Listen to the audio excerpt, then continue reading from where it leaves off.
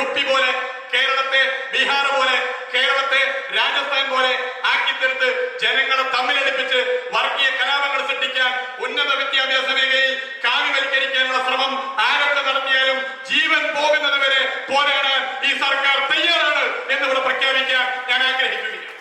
കേരളത്തിലും ഭാവിയിൽ വർഗീയ കലാപങ്ങളും വർഗീയ ധ്രുവീകരണങ്ങളും സൃഷ്ടിക്കാൻ വിദ്യാഭ്യാസ മേഖലയിൽ, പ്രത്യേകിച്ച് ഉന്നത വിദ്യാഭ്യാസ മേഖലയിൽ കാവ്യവൽക്കരണം, മതവർഗീയവൽക്കരണം, അന്യമത വിരോധം ഇതൊക്കെ തന്നെ സൃഷ്ടിക്കാൻ വേണ്ടി ബോധപൂർവം സിലബസുകളിൽ വർഗീയ വിഷം കുത്തിവെക്കുവാൻ സർവകലാശാലയുടെ അക്കാഡമിക് മേഖലയിൽ അനർഹരെ കുത്തിക്കയറ്റാനുള്ള ശ്രമം സംഘപരിവാർ നടത്തുന്നു. അതാണ് നമ്മളിപ്പോ കണ്ടുകൊണ്ടിരിക്കുന്ന ചാൻസലറുമായി ബന്ധപ്പെട്ട വിവാദം.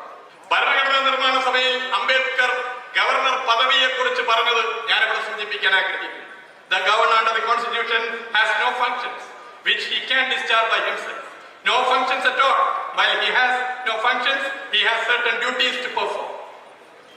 അതായത് ഗവർണർക്ക് ഭരണഘടന പ്രകാരം സ്വയം ചെയ്യാവുന്ന ഫംഗ്ഷൻസ് ഒന്നും തന്നെ ഇല്ല. അതേസമയം അദ്ദേഹത്തിന് ചില കടമകളുണ്ട്. ആ കടമയാണോ ഇന്ന് സംഘപരിവാർ ഭരണത്തിൽ രാജ്യത്തെ ഗവർണർമാർ നടത്തുന്നതെന്ന് പരിശോധിക്കുന്നത് ഉചിതമാകും. രാജ്യത്തെ കേന്ദ്ര സംസ്ഥാന ബന്ധങ്ങളെ കുറിച്ച് പഠിച്ച സർക്കാരിയ കമ്മീഷൻ 1988 സമർപ്പിച്ച റിപ്പോർട്ടിൽ ഗവർണർ പദവിയെ കുറിച്ച് പറയുന്നത് ഗവർണർ ഒരു ഡിറ്റാച്ച്ഡ് ഫിഗർ ആവണമെന്നാണ്. സജീവ രാഷ്ട്രീയത്തിൽ ഇടപെടാത്ത, ഭരണ പാർട്ടിയിൽ അംഗമല്ലാത്ത ആളാവണമെന്നുള്ളതാണ്. ഞാൻ ഇന്ന് കേരളത്തിന്റെ ഗവർണറുടെ ചരിത്രവും രാഷ്ട്രീയ പശ്ചാത്തലവും ഒന്നും തന്നെ വിശദീകരിക്കാൻ ആഗ്രഹിക്കുന്നില്ല. അതിൽ നിങ്ങൾക്ക് എല്ലാവർക്കും ഒരുപോലെ അറിയുന്ന കാര്യങ്ങളാണ്. പക്ഷെ ആകെ ഉണ്ടാവുന്ന സംശയം, നിരവധി പാർട്ടികളിൽ പ്രവർത്തിച്ചത് കൊണ്ട് ഏത് പാർട്ടിയിലാണ് കൂടുതൽ കാലം പ്രവർത്തിച്ചതെന്നുള്ള സംശയമാകും. അതെന്തായാലും ഓരോരുത്തരും സ്വയം മനസ്സിലാക്കി മുന്നോട്ട് പോകുന്നത് നല്ലതാണ്. ഇപ്പോൾ എങ്ങനെ നിലനിൽക്കുന്നു, ഏത് രാഷ്ട്രീയത്തെ പ്രദാനം ചെയ്യുന്നു എന്നുള്ളത് നമുക്ക് അറിയാവുന്ന കാര്യമാണ്. എന്താണ് കേരളത്തിൽ സംഭവിക്കുന്നത്? ഇപ്പോ ഗവർണർ പോയത് എങ്ങോട്ടാണ്? RSSന്റെ പരിപാടിയിൽ പങ്കെടുക്കാൻ. RSS എന്ത് സംഘടനയാണെന്ന് ഞാൻ പറയേണ്ടതില്ല. മതരാഷ്ട്രം ആഗ്രഹിച്ച് പ്രവർത്തിക്കുന്ന ഒരു സംഘടനയാണ്. 1925 RSS രൂപം കൊണ്ടത്. 1925 രൂപം കൊണ്ട് RSS മതരാഷ്ട്രം ലക്ഷ്യമാക്കി മുന്നോട്ട് പോകുന്ന സംഘടനയാണ്.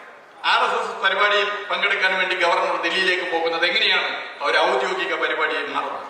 കേസരി സൗത്ത് കോൺക്ലേവ് പരിപാടിയാണ് ഗവർണറുടെ മുഖ്യ പരിപാടി എന്ന് മാധ്യമങ്ങളിലൂടെ മനസ്സിലാക്കാൻ വേണ്ടി സാധിച്ചു.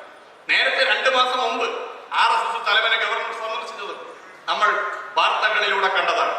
അങ്ങനെ RSSന്റെ തിട്ടൂരമനുസരിച്ച് പ്രവർത്തിക്കുന്ന ഇത്തരം പദവികൾ ഉപയോഗിക്കുന്ന സ്ഥിതിയാണ് പൊതുവെ കാണാൻ വേണ്ടി സാധിക്കുന്നത്.